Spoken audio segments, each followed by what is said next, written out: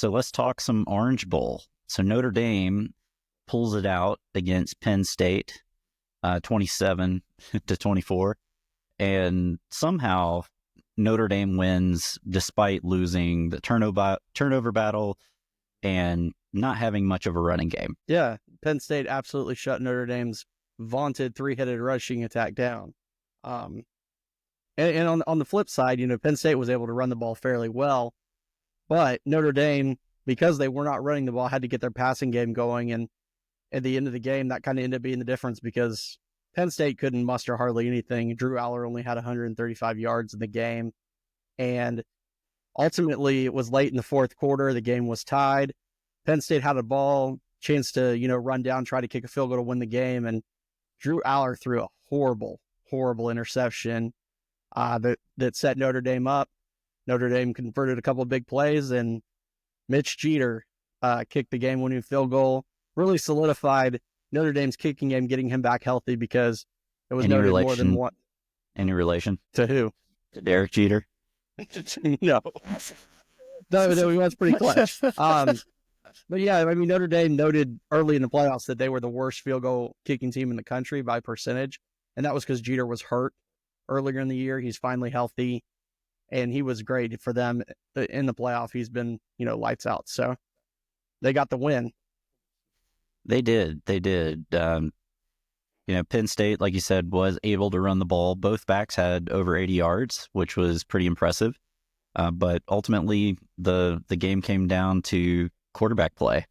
So even though Tyler Warren got his 6 receptions for 75 yards, he also had 2 rushes for 21. One of them was a ridiculous run where he should have been caught dead in the backfield for like a 10, 20 yards loss. And yeah. The funniest thing about that was he lined up the quarterback on that play, and he kind of moved to his left, and then he looked like he was about to throw it.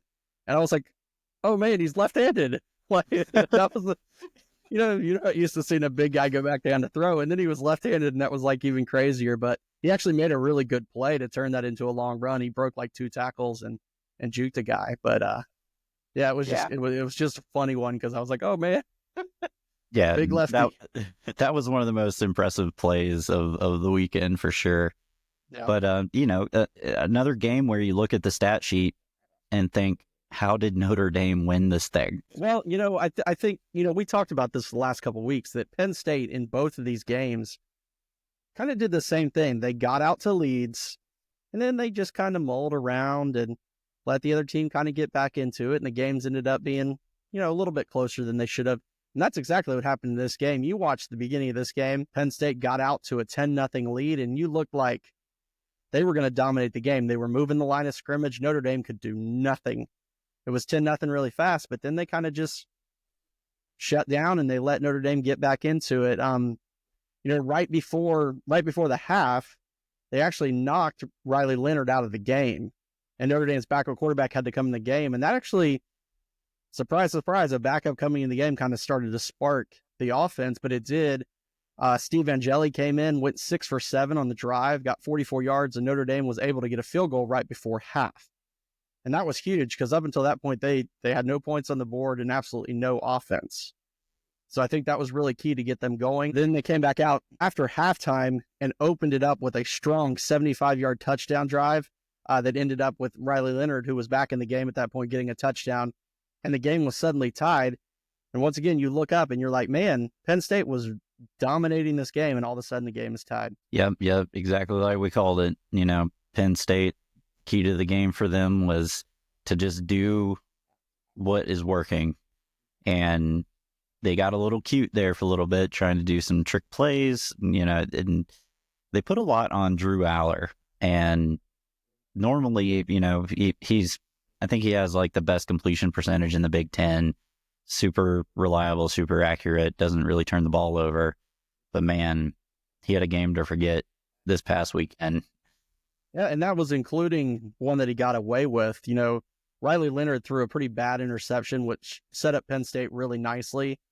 And Penn State threw a pass that was toward the end zone, and it was way behind the receiver. There was multiple Notre Dame defenders in there, and the one Notre Dame guy kind of touched arms with the receiver while the other guy picked it off, and they ended up calling it back for pass interference. It was a really bad pass interference call that ended up kind of saving their butts there. And Penn State ended up scoring a touchdown on another touchdown run by Nick Singleton. So that was actually Penn State's first lead since early in the game. That put them up 24-17 at that point. Yeah, and Notre Dame had a couple of interceptions called back for pass interference, and I thought both of them were pretty bad. Yeah. But to be honest, especially that one, I was going to ask you, is that a bad call or nah? But I think we agree that's a bad call. It was a pretty bad call. I mean, I think somebody on the broadcast or something said by the definition of the rule, it was a pass interference. But when you underthrow the ball that bad on your receiver, like into double, triple coverage, whatever it was, like you kind of deserve the interception at that point. But they got away with it. Right? And like I said, they took the lead.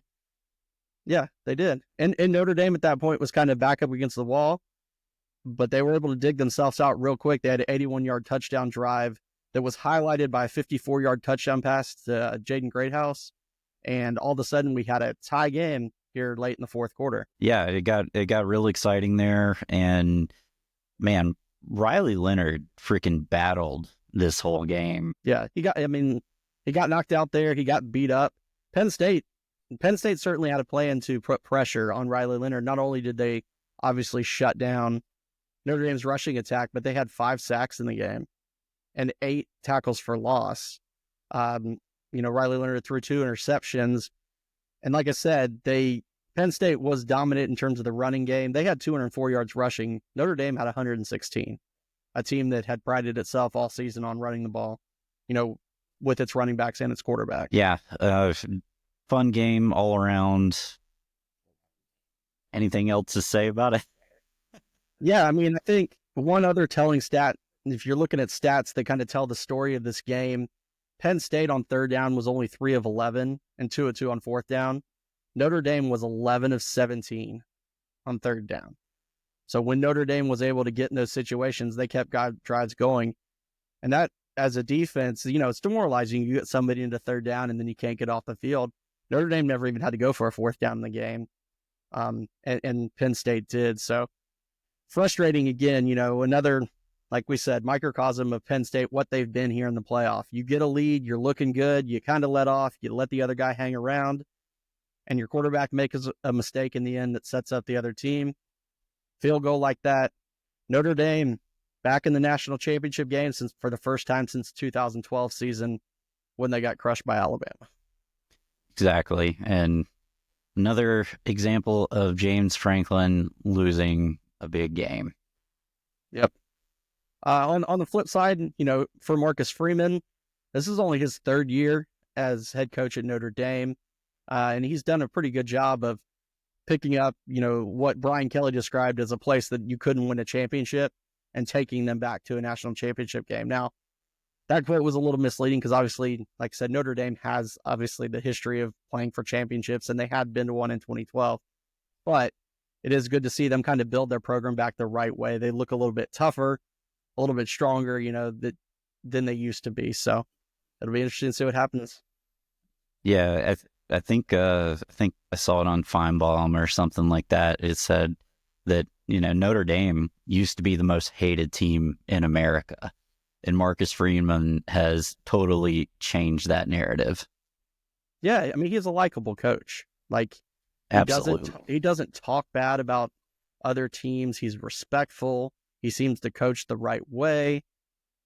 And his players are very, very loyal. When he took that job, when Kelly left, he stepped right in and took that team, coached them in the bowl game that year. And, let's build this team. I'm here for this team. And he's got something cooking there. We'll see what happens. Indeed. So Notre Dame, they punched their ticket to Atlanta in a really entertaining game. We want to thank you so much for spending your time with us. Please hit that like button, drop some comments. If you haven't already, subscribe to the channel and tell your friends. It really helps us grow. Yeah, and if you're listening to us in the audio format, please be sure to also like the episode and leave us a comment, write us a review. Any engagement helps, and we really appreciate it. And we'd love to hear your thoughts. Absolutely.